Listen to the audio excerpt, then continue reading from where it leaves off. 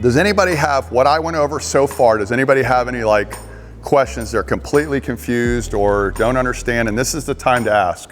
We're in the trust tree. You can tell me anything, really. Anyone? Yeah, I'll need to see it up close. Okay, that's what I'm gonna do. I'm gonna just redo the demos for you guys right here, and then we're gonna start putting them on, and I'm gonna walk around and check them.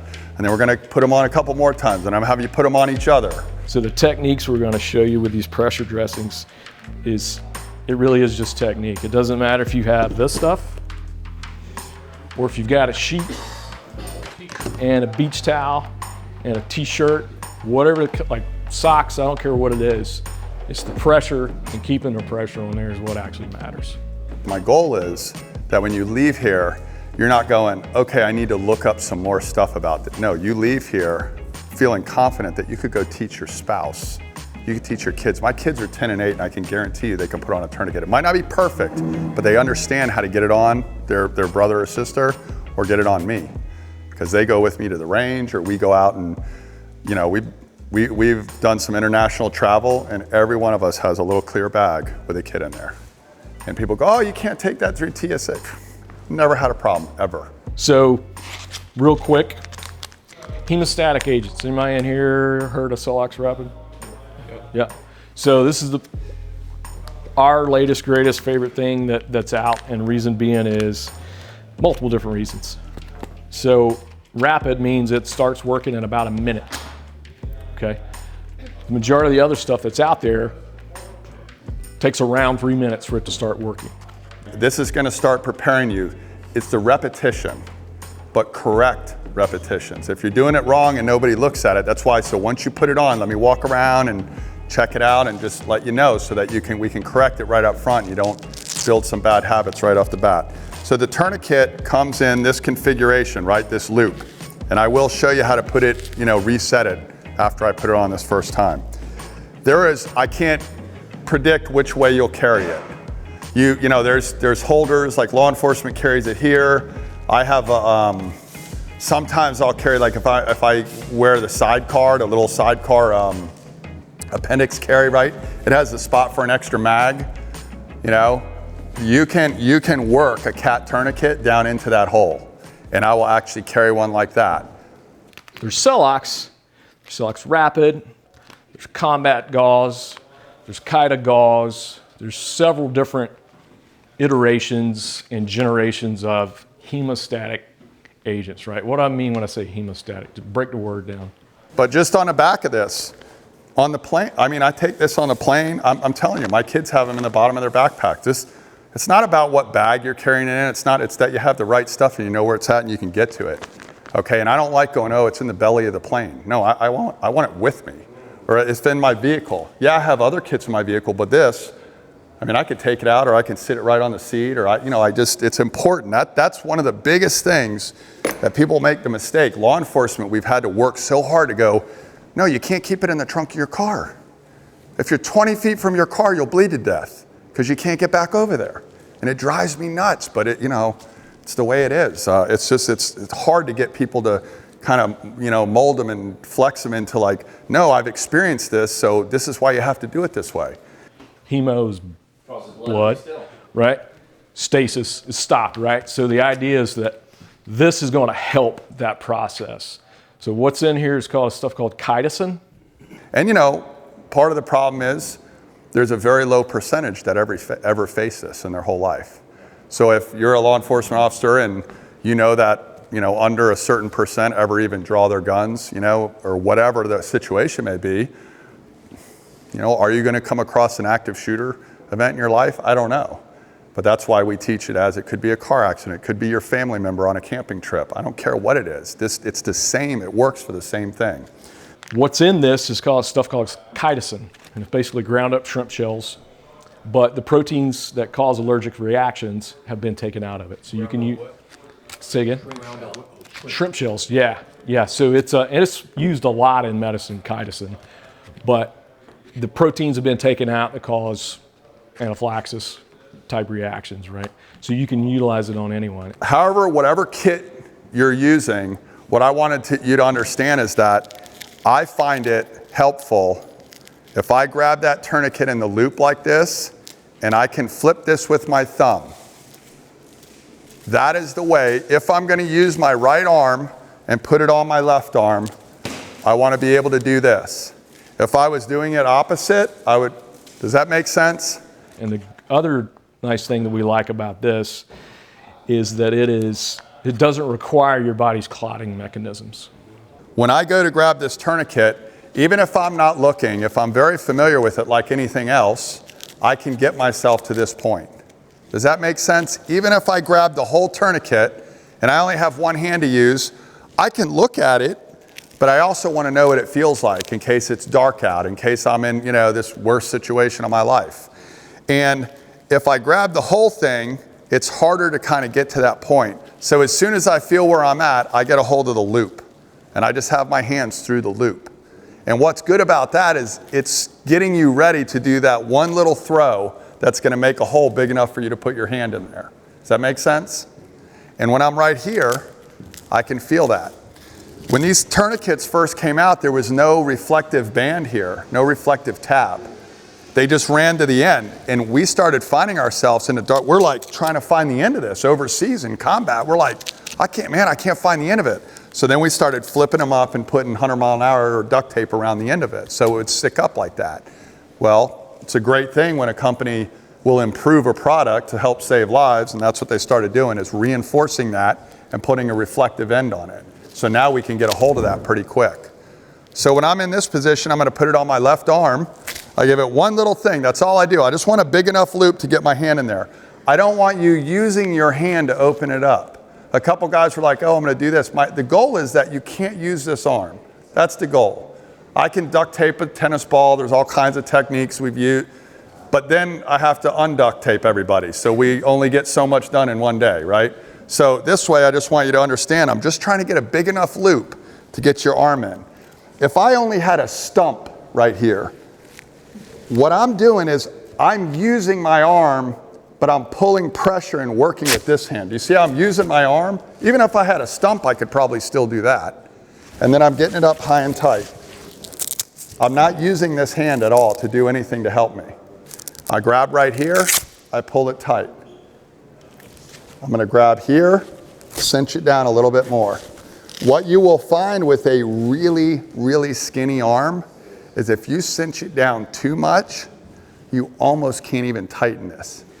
And I don't know if we have anybody like that in here. We can make fun of his arms later, but no. But my point is it actually is. It's kind of opposite. Like if you have, like my daughter, she's 8, and the cat tourniquet will work on her, but you cannot cinch it down all the way around her arm. You have to leave a little bit of space and then start tightening it. It's just interesting. It's made for extremities down to 5 inches in circumference is what the book answer, the guidelines are. But I've had it work on my kids for several years, and they're 10 and 8.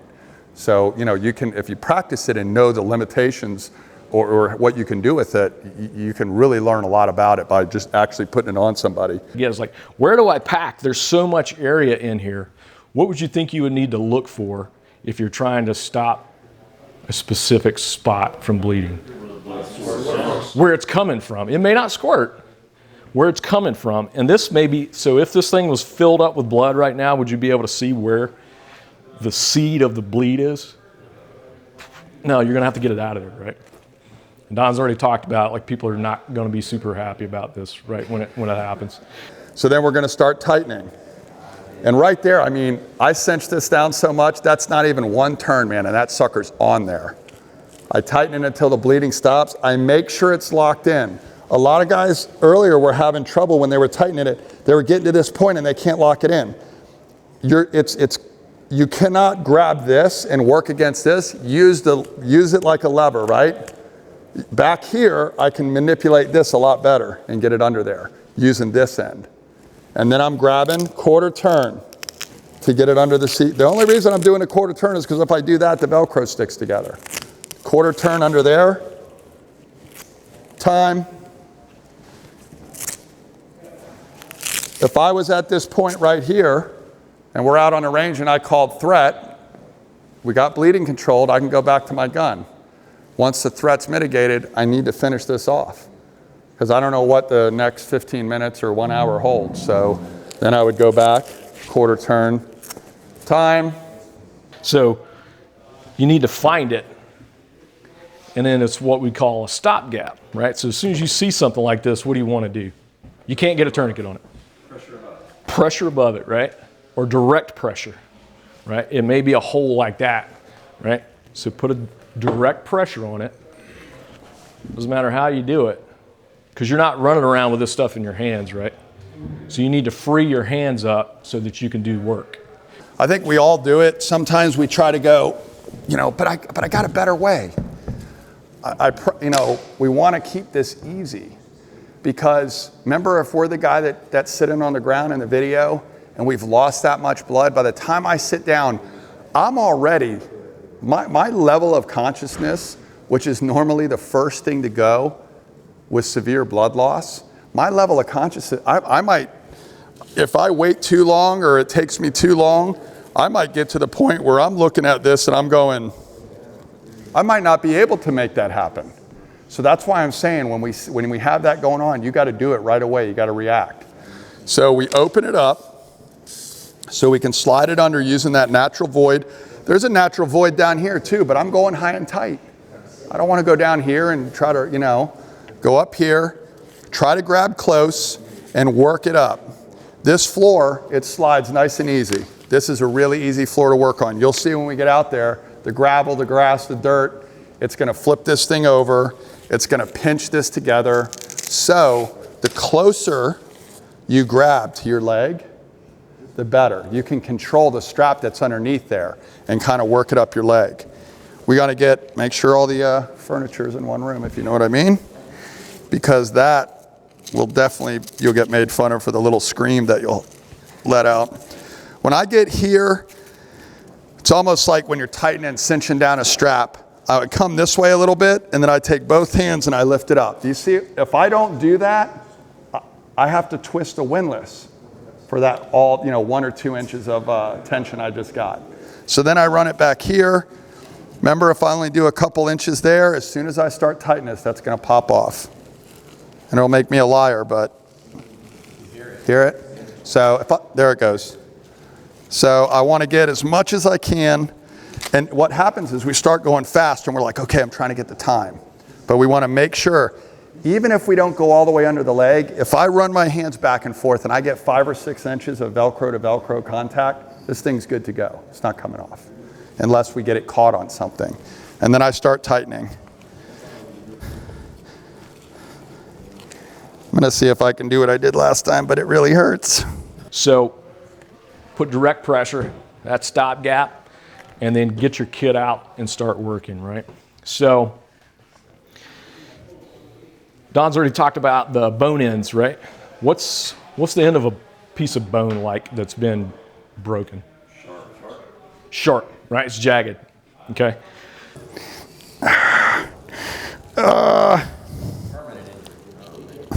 So look, come up here and look at the windlass. You see the bend in that thing? There's a lot of tension on that tourniquet right there. This thing will get to a point where you can't turn it anymore. So when we talk about adding a second tourniquet, that's the point that you're doing it. If you don't have bleeding controlled, don't fight with it, don't take it off, add a second tourniquet, okay? And that's the kind of tension these things will go under. The first generations, the first couple generations, what would happen with these, before these were reinforced, this is what would happen. When they got that tight, a lot of people don't like the cat tourniquet, because when they got that tight, their experience was it would bend and pop out like that, because this thing would flex so much.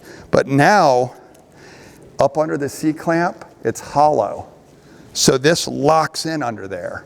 And this thing's so much stronger that it doesn't bend like the old ones used to. So you might hear people, if you're like, oh, I carry the cat. There's some military guys that were in, or people that used it years ago, that are like, oh no, that thing will fail on you. And we learned from it. It did fail a couple times. We would add a second tourniquet and the company made it better. That's why there's 7 generations. Pressure to pressure. Pressure to pressure. As soon as you put pressure on there, don't let it up until Doc Glenn in there starts cutting them open in a trauma suite, right? How much pressure is sufficient to stop that? I put as much as I can. Are you like a foot-pounds or something like that? 5 pounds, 10 pounds? I believe this artery right here is like 12 pounds for it to shut it down on your femoral. So it's not a lot. It's not as much as you would think it would be, right? But that doesn't mean you're not going to be pushing on them anyway. It's, yeah. Yep. So with a large wound like that, you want to fill it up, right? So I'm still pushing pressure this way, right? Second tourniquet, you're right up. Yep, right up against it. And the only thing I can tell you is if you go right up against it and the windlass is right next to the windlass, you're going to have trouble tightening it. Try to offset the windlass. And that's just experience, like doing it a couple times. You will have to do it out there. I promise you. I'll throw a couple of those at you. So let's make sure your tourniquets are reset. On the arm, it's not as big of a deal because if we cinch it down, you know, in training, we're only getting like a half a turn or maybe 1 turn if you're really cranking it down on yourself, okay? But on the legs, what we're seeing is like this much slack. And I said, you have to reset these or it's defeating the purpose. It's not really training properly on them. So if we grab the ends, pull that slack out, stretch it out pretty good. Do people usually cooperate when you're doing this? No. So in the case where you had Josh helping and keeping direct pressure above the wound, will you continue to do that while you're packing? Or You can. There's nothing wrong with that. Yep. Yeah, absolutely. But the thing I will tell you is don't let too many damn hands get in there because it becomes a problem, right? So then I'm like, well, this isn't full yet. I need to keep packing it, right? So I'll tell you how do I judge when I packed enough? I pack it, and then I pack some damn more in it, and then I pack some more in it until this thing is built up. Okay, so that's just about full right there, right? And then I will keep putting more in there, more in there. And you see me unraveling this stuff? Mm-hmm. Yep. Don't just stuff that whole thing inside of that, because it'll fit in there, right? What I'm trying to do is get surface area. Okay, and it's putting more pressure by doing this stuff, right? So I build this guy up as much as I can, and whenever it gets to this point in time, I'll leave it a little rolled up, or not. I'll leave it a little rolled up like that, and I try to build it up above the wound. Left arm, go.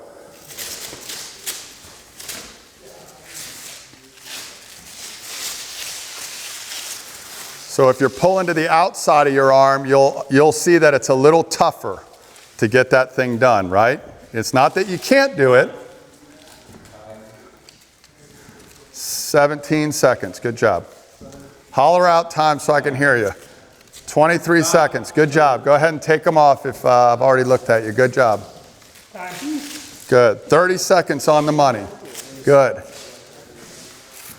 So, yeah, so you were struggling, right? You were struggling a little bit, you were struggling a little, and you were struggling a little, right? And all three of you did it the opposite way. It's not wrong, but that's why I teach it that way. It's tougher. It's just tougher to get it on there. I want to build this up and get it above that wound as much as I can. Because what's going to happen whenever I go to put this pressure dressing on it, the actual ace bandage portion of it, is just going to compress that stuff down, right?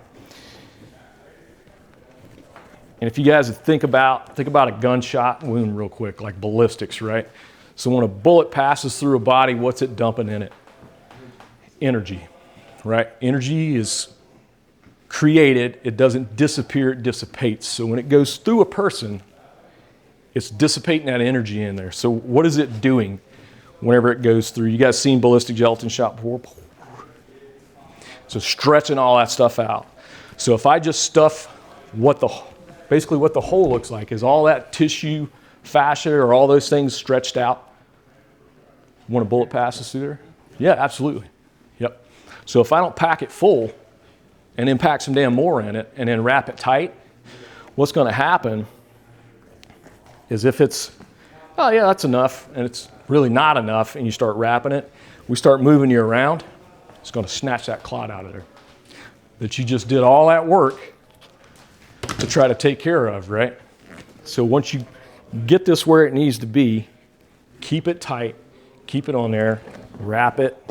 So if your patient's conscious, and maybe Joel might have mentioned it over there, like we see it a lot with neck bleeders. A lot of us have dealt with some nasty neck bleeds. If your patient's conscious, have them help you. Here, hold pressure here. You know, hold pressure, do something. You know, hold this for me, get out my, you know, have them help you out because they can be a good pair of hands. And the other thing is they're not focusing on what they're going through. If you're giving them some work and talking back and forth to them, they get engaged with this process. So now is where it gets a little bit tricky. You'll have to kind of do a little bit of a hand jibe, right? So what I want to wrap from here down, if this is the head that way, I want to keep the pressure right where that spot's at. Whatever that looks like when you're wrapping this, I don't care if you're doing it with a towel, a blanket, a bed sheet, whatever it is. Keep the pressure on the spot that you want it, right? Because we've identified that as the place that bleeds the most. Usually the question we get is like, well, where do we go? Go where it's bleeding the most. How about that? Okay. So you get it on there. It even says other side towards wound. It doesn't matter. You can buy an ace wrap and it's the same thing basically, right? We get this bleeding control quick and they're still conscious and they can stay in the fight. They'll sit in the back of that truck while you're driving back in and put that gun up. They'll get on the radio and start calling in their own stuff and we can stay in the fight and keep working. And I know that might not, when I say stay in the fight, it might not be the exact situation you're in, but it's the same thing. You have a mass casualty car accident or an RV trip or an accident at the range. Keep people engaged and it stops them from panicking. You know, it helps guide them. Somebody's got to take control of the situation and guide everybody, whether you consider yourself a leader or not. Whether you're the one with the most rank, it doesn't matter. A lot of times that's not the person that's taking charge. That I'm keeping it tight enough that whenever we start moving them around, it's not going to jostle that patient and rip that clot out of them. Does that make sense? Right? So get it as tight as you can. Okay? And this is kind of the trickiest part when you're first starting, because all this stuff right here is just ace wrap with a piece of gauze or with a gauze pad on it. That's it. You can buy the same damn thing in Walgreens, right? Okay. This is actually really good elastic. So we like using these, right? So I'll get these nice and tight. And they've got little Velcro deals on these. Some of these have been already used, but it prevents it from unraveling on you all the way, right? So if it does that, crap, right? You're never gonna get it tight enough trying to do this, right? It's not gonna work.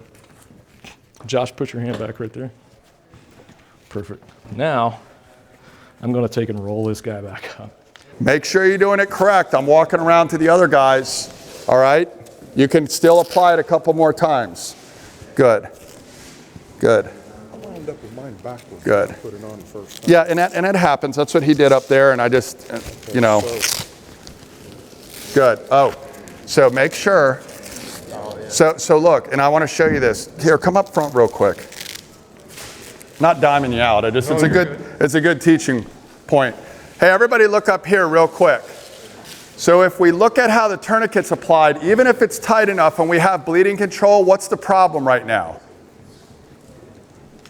It should be pulled underneath. So if let's say he was laying on the ground and I had to go in a pretty rough situation and grab him. I might go in and this could get caught. Law enforcement is wearing more Velcro than the military nowadays. So if that gets caught on my Velcro, it's gonna pull it. As soon as that pulls and releases the pressure, the problem is we get so busy with everything else that he's bleeding to death right now. And it looks like his tourniquet is on.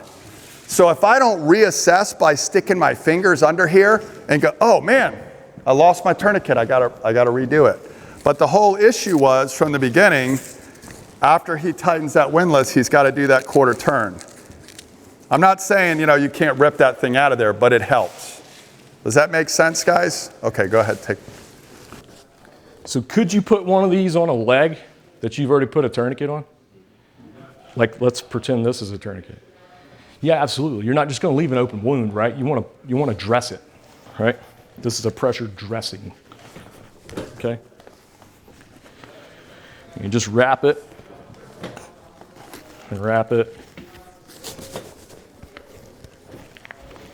You see how I've covered up each portion of those ends, right? Because that gauze is going to grab whatever's on the outside and try to drag it into this inside of that wound, right? And the cleaner we can keep things, the better, right? So it's got this big old thing of Velcro here towards the end. It's really kind of a pain in the ass to deal with. It will stick, but I don't trust it. So here's what I do. It's damn tight as shit. So I hedge my bets. So I get a little bit of tuck, and then I put that Velcro on there, right? Left leg, go. Remember what we said about the leg. Don't get a head injury going to do the leg tourniquet.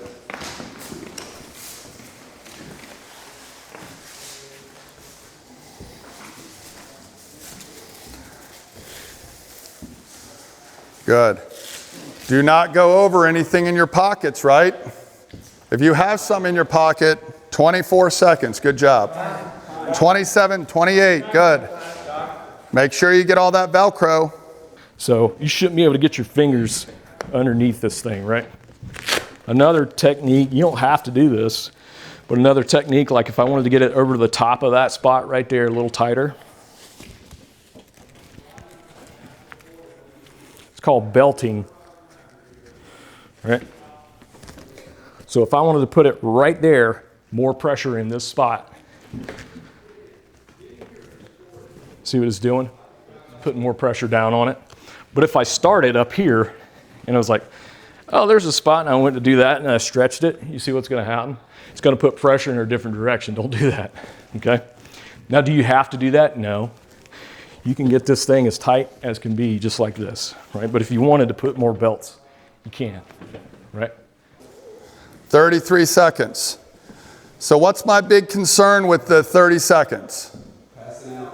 That's my big concern. It's not a test answer. It's not a, oh man, you failed. You know, you got a B minus, you got an F. No, we know because we've seen it that you only have a certain amount of time if you truly have an arterial bleed or a good solid venous bleeder that's been bleeding a little bit. You know, what do we think is worse, right? An arterial bleed or a venous bleed? Generally speaking, arterial bleed is much worse, right? But here's the problem with venous bleeds. They're kind of like they hide out. Like we have somebody get shot and we have a tiny entrance wound from a 5.56 round in the top of the thigh or somewhere. And they're wearing dark clothing and they're laying out in the grass. It's a hunting injury, whatever it might be, anything. And we didn't even realize they sat there. They've been bleeding for the last 5 minutes, 4 minutes, 8 minutes. And then all of a sudden, the first thing we start noticing is their skin color and their level of consciousness goes, man, now we're late in the game. So we really need to, venous bleeds can be scary as well, right? People can die from venous bleeds as well. And we're gonna talk a little bit about tomorrow, like blood sweeps. Like we see a big puddle of blood and we go to that leg and we go high and tight. So we know that leg's taken care of. But we heard several gunshots. We run our hands underneath their other arms and legs, up under their back. And, and we'll go over that, when we get out there. We just don't want to throw too much today because you got a bunch of other stuff to do. And it's a step-by-step process, but we'll do blood sweeps. Questions? Did you put a half turn on that? Yep, I just like that. Okay. Yeah, you don't have to do it. That's just the belt. It's just putting more pressure over that surface area right there. Where the right where the dressing ends up turning. The reason I'm putting it there is because I want to put more pressure where that hose has been cut. Right, but it's where the dressing has twisted, right? Yes. Where you put that turn on. Correct. Okay. Yep. All right, so go ahead and you got them reset. So let's pick a partner up, and just one person's gonna go at a time. Don't both of you go, and then we'll flip-flop after we run it. Doesn't have to be your best buddy. I know when I do the leg tourniquets, you guys get a little intimate, but yeah. Mickey likes leg tourniquets for some reason. So if it's on the neck, right, so I've got pressure on it, I can wrap it up underneath his arm like this, right? And he's got, so he's gonna, it's pretty tight already, isn't it? You could tell it's starting to cut a little bit of blood flow off, but guess what? He's got this other side over here that's gonna take care of that problem for him, right? Okay, so if it's in the armpit, what do you do? Just the opposite, right? Make sense? Right arm, go. One person at a time, you decide who's going.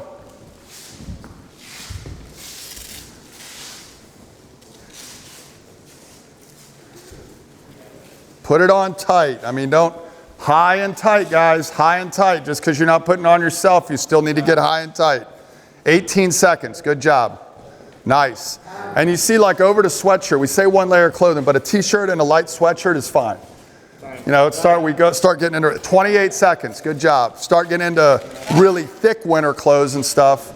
Good job. Yeah, so 36, you're earlier than that. But see, you're getting a little bit far down. Yeah. Just so you know, like I said, if we don't want to be up on the shoulder, but there's a nice pocket between the shoulder muscle and like the bicep. And once we tighten that down, the bicep actually will help the tourniquet from sliding down, especially if we have an amputation or something. And a lot of that tissue is damaged. We don't want that tourniquet to slide down. So everybody find their femoral arteries, right? That are not as deep as what you think they would be. Or it depends on the person, but they're not like buried deep down inside of you, right? They're pretty close to the surface, right? Does everybody find them? Feel it? Okay. What we found, there's all kinds of junctional tourniquets that are out nowadays, right? There are these things that blow up kind of like a BP cuff. And there's these other things, kind of looks like a medieval torture device that puts pressure down in a couple different areas and you have to turn it. And it's this big awkward piece of equipment. Well, our guys found that, well, generally every single one of us has a minimum of 2 of these tourniquets on us. So what I can do, make sure I don't crush Drew's sound gear. What I can do and what we found is, because these things are all over the place, Yeti cups, we've done it with helmets, and in our medical schoolhouse at Fort Bragg, they send us all the latest, greatest everything that somebody's invented, and they tell us to figure it out and see if it's worth the crap or not, which is kind of cool. You get to play with stuff and affect things that happen, right? But what our guys found, it was like, well, I always have this, and I always have something to drink out of, or something that I can make pressure in this one area, right? And this is not just a, hey, Joel thought it was a good idea one Saturday to do this, right? Dudes have been medevaced with this on them, okay? So it works.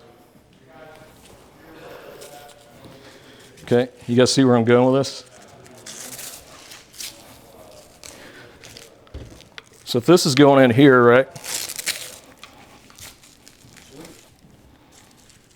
So whenever you start cranking down on this,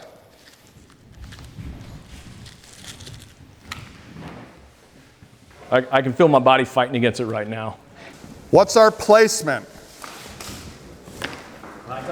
High and tight. How tight are we making it? Tight enough to stop the blood. There you go. Come on, guys. Nobody's shooting at you. You can listen to my question and answer me. Don't ignore me. Yeah.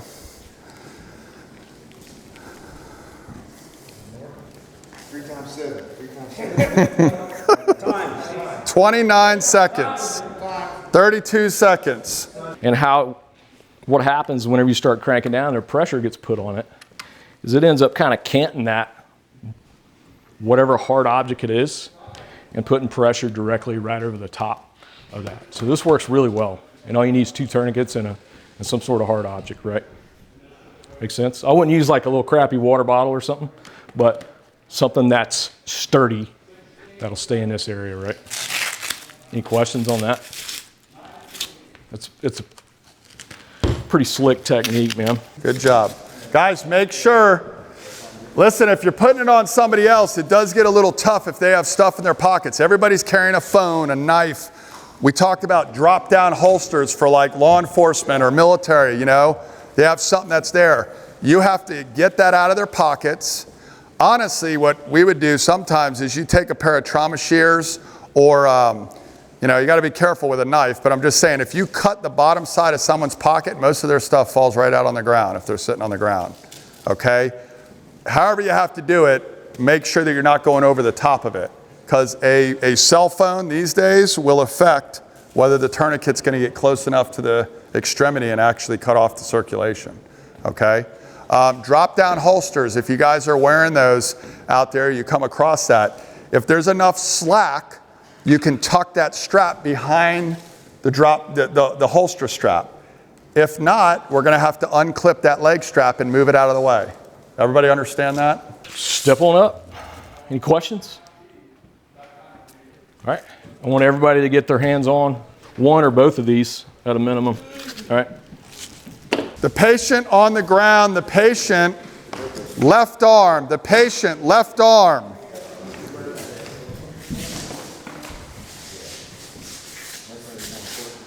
You're doing a tourniquet on someone else, and then I gave you a tourniquet on yourself.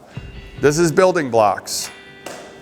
As we get to the scenarios, or you're out there on the range, and once we get to the dry fire, and then you start doing them live fire, you know, there's multiple problems here. If we heard 5 gunshots, like look at the video we saw, however many rounds they fired, that guy was shot in multiple places, most likely.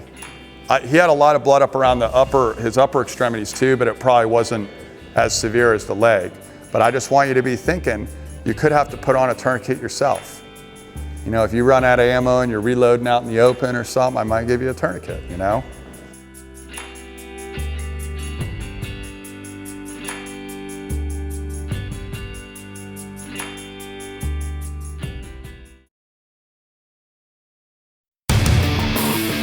Here we go.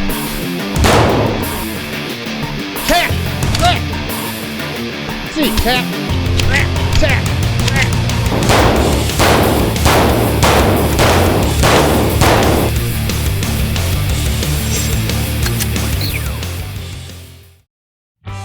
We got a cool review for you here. This is going to be on Radian's charging handle. So a lot of people don't know this. Might as well grab one of these. Let's do a quick safety check. We are clear. I'll lock that bolt to the rear. So this is the Radian Model 1. This is the pistol version.